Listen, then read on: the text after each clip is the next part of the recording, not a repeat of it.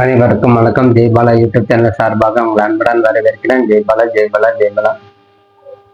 तत्प्रसादित में महादेवाद में तन्नो रुद्र प्रतिदेव तत्प्रसादित में महासेनाद में तन्नो स्कंद प्रतिदेव. முருகப்பெருமான் ஆசிக்கு வந்து பாலகத்தினுடைய திருவருளால் விருச்சிக ராசிக்கு உண்டான பலன் 1-3-2026 முதல் 7-3-2026 வரைக்கும் உண்டான பலன்.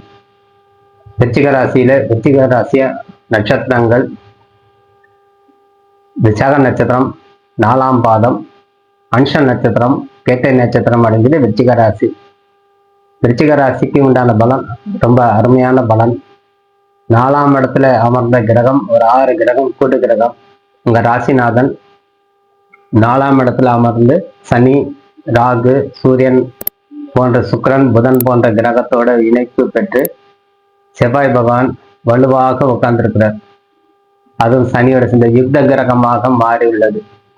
ஆகவே காலப்புருஷ தத்துவ 11ஆம் இடம், உங்க ராசிக்கு 4ஆம் இடம், உங்க விருச்சிக ராசிக்கு 8ஆம் இடத்துல குரு, 10ஆம் இடத்தில் கேது பகவான். இருப்பினும் சந்திர பகவான் உங்களுக்கு ராசிக்கு இந்த வாரத்துல தொடக்கத்துல 9ஆம் இடம் பாக்கியஸ்தானத்துல இருந்து 10ஆம் இடம் 2ஆம் தேதி மாறி 4ஆம் தேதி 11ஆம் இடம் வந்து அமர்வார். ஆகவே இந்த விருச்சிக ராசிக்காரர்களுக்கு சற்று ஏற்ற இறக்கமாக இருந்தாலும் செய்ய வேண்டிய வேலை சிறப்பாக நடக்கும். அவங்களுடைய வேண்டியதல் நிறைவேறக்கூடிய தன்மை, இந்த முருகப்பெருமான் ஆசி அவங்களுக்கு கிடைக்கும். விருச்சிக ராசிக்கு அதிபதி முருகப்பெருமான். ஆகவே இந்த முருகப்பெருமானுடைய அனுகிரகம் அவங்களுக்கு கிடைக்கின்றோம். ஆகவே அந்த முருகனை போய் வழிபாடு செய்து வரும்போது சிறந்தது. இந்த விருச்சிக ராசி அன்பர்கள் தேவையில்லாத மனக்குழப்பத்தை ஏற்படுத்தாமல் இருக்கணும். அடுத்தவர்களுக்கு அட்வைஸ் பண்றேன்னு சொல்லி அதனால் அவப்பேர் வந்து உருவாகும். ஆகவே யாருக்கும் இந்த காலத்துல போய் ஆலோசனை கூறாமல் இருப்பதே சிறந்தது. எனக்கு எல்லாம் தெரியும், அவன் நம்ம கிட்ட அட்வைஸ் கேட்கறாருன்னா அட்வைஸ் எல்லாம் பண்ணிட்டு இருந்தா அதுவே பிற்காலத்துல வந்து ஒரு பகையாக மாறும். பகை கிரகம் கூட்டு கிரகத்தோடு சேர்ந்து இருக்கும்போது ஒரு ஆசை தூண்டும். நம்மளுக்கு வந்து இதெல்லாம் நம்ம தேடி வராங்கிற ஒரு எண்ணம் நம்மளுக்கு ஒரு உதயமாகும். இருப்பினும் அது வந்து நம்மளுக்கு முழுமையான அனுகூலம் கிடைக்குமான்னா கிடைக்காம பண்ணிடும். இருப்பினும் 7ஆம் அதிபதி 12ஆம் அதிபதி சொல்லக்கூடிய சுக்கிர பகவான் 4ஆம் இடத்துல அமர்ந்திருப்பது ஒரு நன்மை. உங்களுடைய லாபஸ்தானாதிபதி புத பகவான் 4ஆம் இடத்துல அமர்ந்திருப்பது தனப்பிராப்தம் உண்டாகும். வேலையில நல்ல முன்னேற்றத்தை ஏற்படுத்தக்கூடிய தன்மை, மனதில் ஏதேனும் ஒரு கவலை இருந்தால் தீர தன்மை உண்டாகும். ஆகவே இந்த விருச்சிக ராசி அன்பர்கள் அவங்களுடைய வேலையில சற்று நிதானித்து கவனமாக இருந்து செயல்பட்டு இந்த 6 கிரகம் கூட்டு கிரகத்தோட தொடர்பு அவருக்கு முழுமையாக பயன்படுத்தி கொள்ளணும். 10ஆம் அதிபதி சொல்லக்கூடிய சூரிய பகவான் 4ஆம் இடத்துல அமரும்போது அரசாங்க காரியாதிபதி நல்ல பலம் கொடுப்பார். அரசாங்க உத்தியோகத்தில் இருக்கிறவங்களுக்கு நல்ல ஒரு நன்மதிப்பு கிடைக்கும். அதே போல் பேச்சாளராக இருக்கிறவங்களுக்கு ஒரு நல்ல மதிப்பும் உண்டாகும். தேவையில்லாத ஒரு பிரச்சனை நம்மளுக்கு வந்துகிட்டே இருக்குங்கிறது தீர்வுக்குண்டான வழி கிடைக்கும்.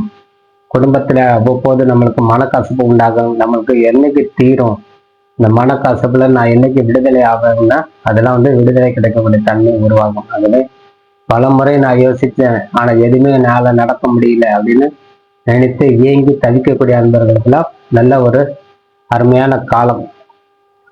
ஒரு யுத்த கிரகமாக இருந்தாலும் சுபத்தன்மை பெற்றுவிடும் தானாவே. குரு பகவானுடைய பார்வை அந்த கிரகத்துக்கு அனைத்து கிரகத்துண்டான தொடர்பு. இருப்பினும் 10ஆம் இடத்துல வரக்கூடிய கேது பகவானுடைய இணைந்து சந்திரன் செயல்படும் போது சற்று உறுதி மனப்பான்மை வேணும். தொழில கவனம் திசை திருப்பம். நம்மளுக்கு வேலை செய்யற இடத்துல, அதுவும் மிஷினேரி சொல்லக்கூடிய வேலையில செய்யறவங்களுக்கு, அந்த டர்னர் ஒர்க் எல்லாம் பண்ணவங்க சற்று இயந்திரங்கள் இயங்கக்கூடியவர்களா சற்று ஜாக்கிரதையாக கவனமா இருக்கணும். வண்டி வாகனம் செல்லக்கூடியவர்கள் சற்று எச்சரிக்கையாக கவனமாக வண்டி ஓட்டி செல்வது சிறந்தது. ஆகவே இந்த காலத்தில் நம்ம வந்து பாதுகாப்பான கவசம், அப்ப பாதுகாப்பு கவசம் நமக்கு வேணும்னா நம்ம செய்ய வேண்டிய வேலை சிறப்பாக செய்யணும், தவறாமல் செய்யணும், நிதானித்து செய்யணும். ஆகவே இந்த நிதானம் தவறாமல் செய்யறது நம்மளுக்கு ஒரு முன்னோடியாக திகழும்.